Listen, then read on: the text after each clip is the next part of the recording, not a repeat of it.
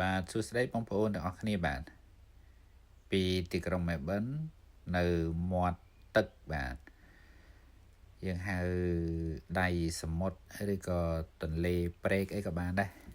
កន្លែងហ្នឹងមានទូកចតដេរដាស់ពេលព្រឹកចឹងអវ៉ាន់មិនតាន់មកក៏ឆ្លៀតថតជូនបងប្អូនទស្សនាបាទកន្លែងនេះក៏ជាកន្លែងដែលគេវឹកហាត់កីឡាទូកផងដែរហើយទូកហ្នឹងមានកីឡាករណីប្រហែលជា